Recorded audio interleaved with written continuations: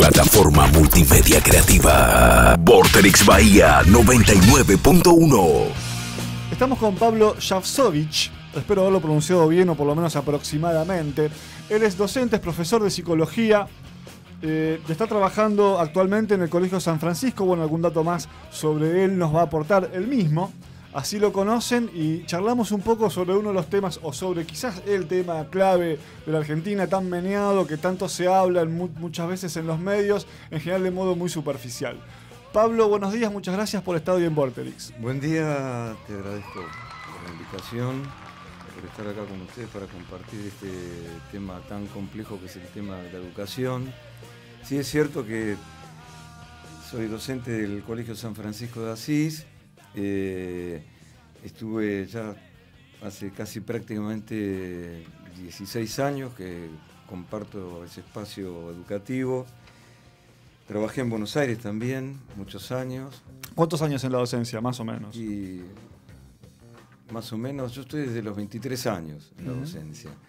Lo que pasa que en la provincia de Buenos Aires trabajé también en Capital Federal, en Cava, digamos, ¿no? En colegios públicos y después también en el conurbano bonaerense, en diferentes instituciones con chicos en situación de calle. Trabajé también en una institución religiosa también que se dedicaba a, de alguna manera, ser un centro de día en realidad, ¿no? En Moreno, que se dedicaba a chicos con problemas de adicciones, problemas de familiares intensos, digamos, ¿no? Así que bueno, la situación que me toca vivir acá en Bahía Blanca, en el Colegio San Francisco, es totalmente diferente, ¿no? Ya está perfectamente presentado tu perfil. Pablo, a ver, vamos de lo general a lo particular. Mucho se habla de que en todos estos años se ha ido degradando la educación en Argentina, particularmente la educación pública. Primero me gustaría saber si coincidís con ese diagnóstico. En parte sí, en parte no, digamos. Hay muchos docentes que compartimos espacios en pública y en privada, y las escuelas privadas estamos viviendo lentamente de a poco los cimbronazos de las escuelas públicas. De hecho, ayer justamente estaba hablando con una compañera que da clases en pública y es la misma docente que da clases en el mismo aula y a veces compartido conmigo en privada, digamos, ¿no? Estamos pasando un momento crítico, pero no solamente acá en Argentina, en todo el mundo, en Latinoamérica en particular. En Europa también. Yo tengo mi primo que vive en este momento, está viviendo en España y es docente, y me comentan situaciones que ellos tampoco estaban acostumbrados a vivir y que ahora también se enfrentan a situaciones conflictivas en el ámbito escolar que hace una década o un poquito más no se presentaban. Es cierto que en Europa y tal vez en algunos países del norte, especialmente hablamos mucho de Canadá últimamente, Finlandia, en Europa, etcétera, etcétera, tienen otros recursos, pero tienen problemáticas. En Francia... ¿Y cuáles son las problemáticas comunes con Argentina? Porque imagino que, por supuesto, acá, bueno, deben ser muchísimas las aristas para tocar, ¿no? Sí. Acá tenemos un problema de desigualdad social muy importante, por ejemplo, que allá no se ve, o no sé, en realidad no se ve tanto. Quizás esté progresando en el último tiempo a partir de las fuertes corrientes inmigratorias. Pero bueno, vos decís que en España, por ejemplo, te comentan que tienen problemas que son asimilables a los nuestros, digamos, que es un problema que es general, no solo argentino. ¿En qué se observa? Y él, por ejemplo, me comentaba, está bueno, digamos, conectarse con otros docentes de otros países, porque los docentes tenemos que pensar que somos un colectivo docente. La docencia no existe en individualidades, más en pleno siglo XXI. Claro, ¿no? Eso te iba a decir, Eso más en la era de Internet, ¿no? Ni hablar. Pero bueno, él me comentaba que compartimos, por lo menos al menos con la provincia de Buenos Aires y algunos estados provinciales dentro de la Argentina y algunos países de Latinoamérica, este tema de la bulia, el desinterés, las incapacidades que se le generan al docente, o la incapacidad o la impotencia que se le genera al docente en el momento que tiene que gestionar su clase. ¿La bulia de parte de quién? ¿De los chicos? De parte de los chicos, sí. ¿Vos en todas las edades o especialmente en algún segmento? En la adolescencia particularmente. Hay todo un tema que no es la adolescencia, sino las adolescencias, como decimos muy común hoy desde la psicología, y en los ámbitos educativos también.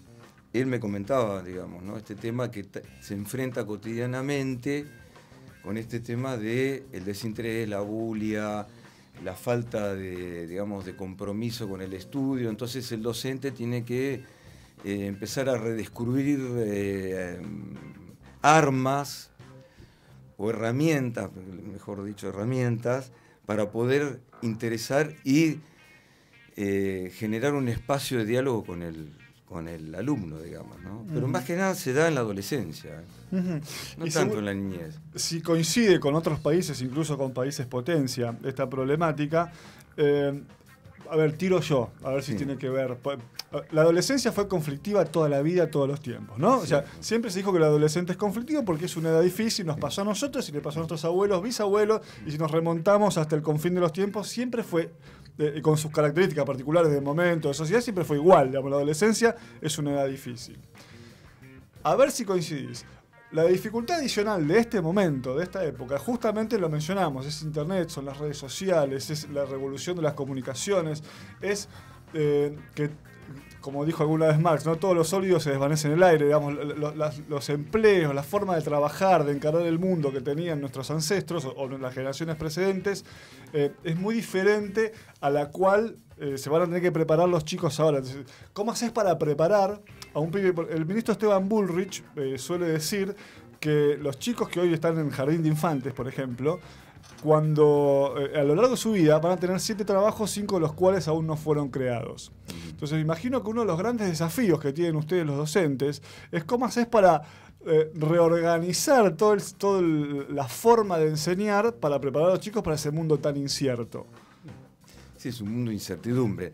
Lo que vos decís está bueno porque es interesante porque, a ver, las adolescencias, porque en un pasado no muy inmediato, o sí, inmediato, se hablaba de la adolescencia. Y hoy hay muchas adolescencias. Dentro de la misma psicología, cuando vos estudiás, cuando haces algún postítulo, cuando digamos, te capacitas un poco, no se habla de una sola adolescencia. Justamente porque en nuestra adolescencia, yo soy más grande que vos seguramente, y siempre el adolescente en todas las culturas, como momento iniciático hacia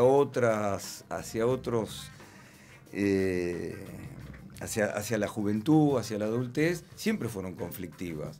Y en cada cultura es diferente.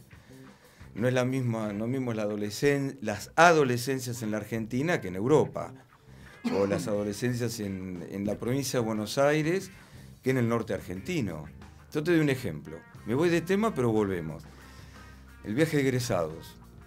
Yo te comento cómo hacen el viaje de egresados en Pichanal, 30 kilómetros de Orán, 250 kilómetros de Salta capital. Estamos hablando que es una capital importante. Los chicos de Pichanal, del colegio secundario de Pichanal, ¿sabés cómo organizan el viaje de egresados? Son adolescentes. Se van a San Rafael, todos juntos, con los maestros y con las cocineras del colegio. No van a Bariloche. Entonces ellos, ¿cómo vivencian su adolescencia? O sus adolescencias. Diferentes al adolescente que está en la provincia de Buenos Aires, que ya se está organizando para ir a Bariloche el año que viene. Los padres son diferentes, ese adolescente es diferente, esas adolescencias se viven de otra manera, entonces el docente y el maestro que está en la provincia de Salta no tienen los mismos recursos, ni las mismas herramientas, ni la misma visión que tenemos nosotros del adolescente y de los adolescentes que están en la provincia de Buenos Aires. Y acá en Bahía Blanca puntualmente, vos trabajás ahora en San Francisco de Asís, en un colegio privado. Pero tenés contacto con muchos docentes, incluso de fuera del país, pero también me imagino que tus colegas de Bahía Blanca hablarás, bueno, de hecho lo dijiste. Sí, que hablaste que tenés relación directa con colegas que están en escuelas públicas. ¿Cuál es la visión? ¿Cómo abordás a un chico de Bahía Blanca? Buena pregunta la tuya. Mirá, ahora, acá una de las cuestiones que estaba leyendo acá, este tema de las garantías. No hay ninguna garantía de nada. O sea, el tema de los abordajes justamente tiene que ver con la formación del docente. Hoy una deuda pendiente que tenemos los docentes es una buena formación. La formación del propio docente. Del propio docente. Hay una deuda pendiente, pero que no es de este gobierno. Viene, creo que lo anoté acá, del Congreso Pedagógico Nacional en el año 84. Segundo Congreso Pedagógico Nacional. Ya en la época de Alfonsín se planteó en ese Congreso Pedagógico Nacional cómo se iban a formar los docentes, porque veníamos de la época de la dictadura, entonces necesitábamos, yo tenía 23 años en esa época, se necesitaba replantear toda la cuestión pedagógica, no solamente el rol del docente, sino pedagógica a nivel nacional. Duró 2 años ese congreso. O sea, ya ahí se empezó a plantear cómo se iban a formar los docentes. Lamentablemente, bueno, el congreso ese pedagógico terminó siendo también bastante conflictivo porque veníamos de arrastre de la dictadura y terminó siendo una confrontación también político-ideológica, ¿no? Que de hecho en la formación del docente también está ese tema. Pero es una deuda, porque después cuando se promulga la ley federal en la época de Menem, se vuelve a este tema, ¿eh? Y cuando se promulga la Ley Nacional y Provincial de Educación en el 2006, se vuelve otra vez a reflotar el tema de los institutos de formación docente y cómo es necesaria la formación de ese docente que se va a implicar y se va a imbrincar en esta cultura que es compleja. Entonces a nosotros nos falta bastante. Digo nosotros, a mí también, ¿eh? Claro. Recién es una pregunta, voy a hacer una especie de replanteo, porque te había preguntado cómo se aborda a un chico o un adolescente en Bahía Blanca. Y vos hablabas antes de las adolescencias y por supuesto que no es lo mismo un chico en una escuela pública en determinado barrio que un chico en un colegio privado en el centro. Primero, hay mucha diferencia y cada vez mayor entre, no voy a decir una escuela en particular, pero entre un chico de una escuela pública, secundaria, de un barrio alejado del centro, respecto de un chico que va a una secundaria privada, digo en el centro como símbolo, ¿no? Sí. En el centro de Bahía Blanca. Se supone que hay una brecha muy grande entre educación pública y privada en calidad de enseñanza o calidad de recursos para pedagógicos y demás. ¿Es tan así, uno, y lo otro, si esa brecha se sigue agrandando? Sí, hay diferencia, porque si no yo estaría en una contradicción. Es paradojal el tema, pero también es cierto que si no estaría en una contradicción diciéndote que ese chico que va a escuela pública y va a escuela privada en un contexto social, en diferentes puntos de la ciudad, hay diferencias. Y entre una escuela pública del centro, acá tenemos al lado tenemos una, y una privada del centro. Sí, también. La nuestra es una escuela barrial. Es de barrio. Los orígenes del Colegio San Francisco tienen que ver con empezaron dando clase en vagones, perdón. Acá está Marcelo que me apunta. En vagones. Se tardó muchísimos años en consolidar como institución educativa. Sigue siendo un colegio barrio. Los chicos que van acá, los adolescentes que concurren a nuestro colegio, no lo quiero homogeneizar el tema, pero digamos, no son iguales, y no me gusta la palabra igual, pero bueno, no sé qué concepto ponerle al chico que va al Don Bosco.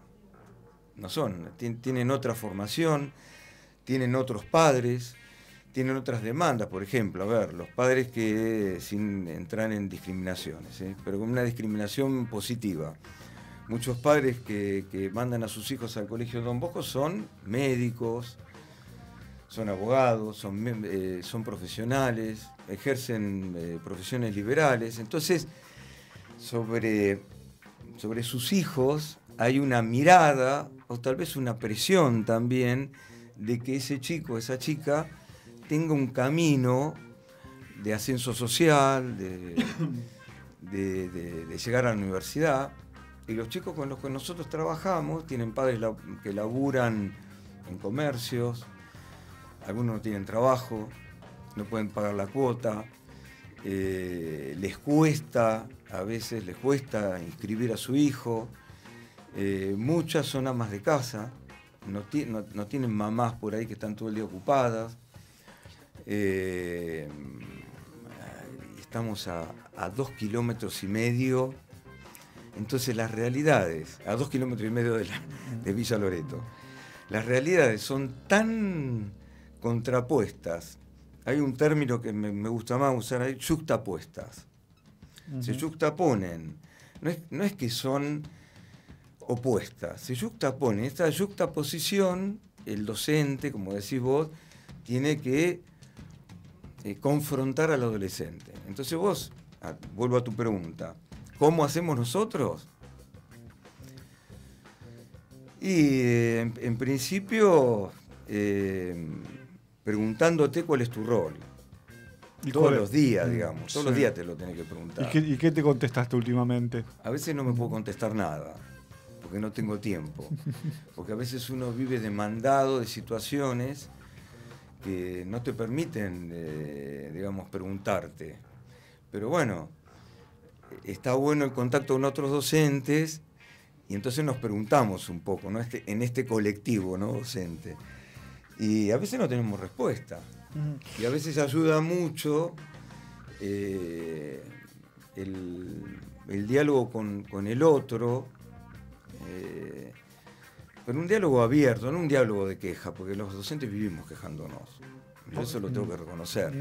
Somos criticones, vivimos quejándonos del sueldo, de esto, y es cierto que es una porquería, pero no podemos quedar en la queja.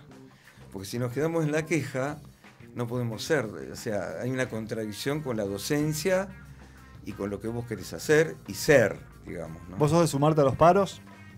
A veces sí, a veces no. ¿De qué depende? Depende de que, yo te lo voy a ser sincero, no puedo mentir acá. Ya que estamos, decime la verdad, claro. Yo te voy a decir la verdad. A mí me parece que un paro, sea, digamos, que está, organizado, no me sale la palabra, está, sí, organizado por el Frente Gremial.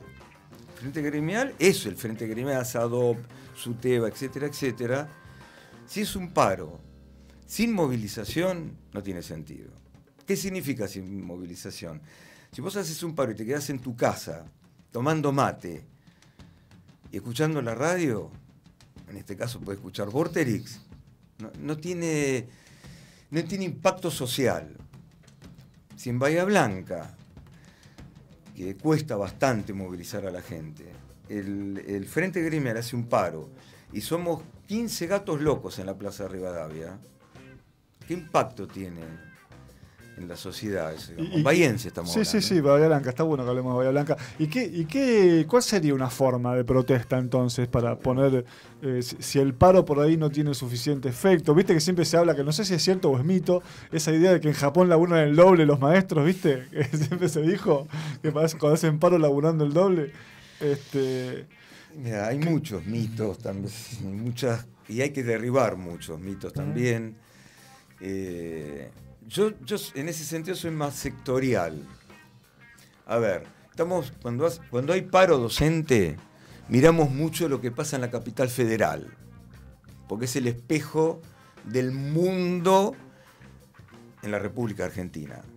Pero no miramos lo que está pasando, por ejemplo, no sé, en Bahía Blanca, lo que está pasando digo Salta porque la conozco bastante, no miramos lo que está pasando en la provincia de Córdoba, que también la conozco, no miramos, que también la conozco, lo que pasa, suponete, en algunas provincias de la Patagonia.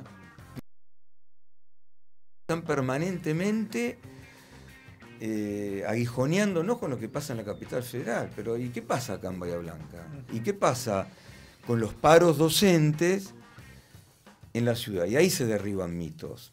Entonces yo digo, la última movilización, y con esto termino, ¿no? Porque da para hablar mucho, la última movilización en la cual yo sí participé y en ese sentido el colegio, a pesar de que es privado, nos da la libertad, nunca nos han descontado, lo tengo que decir, y hemos vivido situaciones complicadas en el 2001. Éramos 35 personas. La misma secretaria gremial del SUTEBA nos preguntó a micrófono abierto, y nadie me va a dejar mentir si hay alguno que me está escuchando. Uno de los 35. Pueden llamar y yo contesto. Preguntó, ¿qué hacemos? ¿Nos movilizamos a la esquina para cortar el tránsito o nos quedamos acá? Esa pregunta fue mortal, porque cuando nos movilizamos a la esquina no podíamos cortar el tránsito 25 personas. Pablo, 16.000 millones de preguntas se me ocurren y me encantaría hacerte, pero no tenemos tiempo, así que voy a elegir una sola. Y la última, como este programa a veces es un poco malicioso, va a ser un poco maliciosa. Decime la verdad. Claro. Mi hijo Gregorio cumple el lunes 1 año.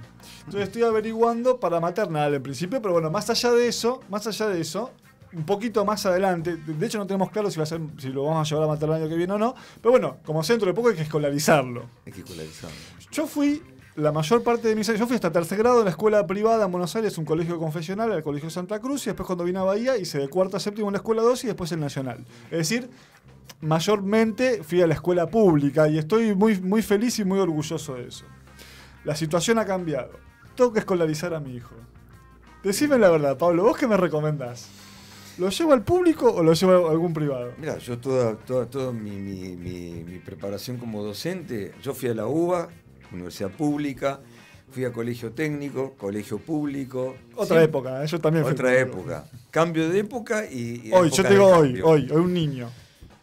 Esa misma pregunta me la hizo mi sobrino hace una semana, que tiene que mandar a sala de 4, y la verdad que me compromete la pregunta esa.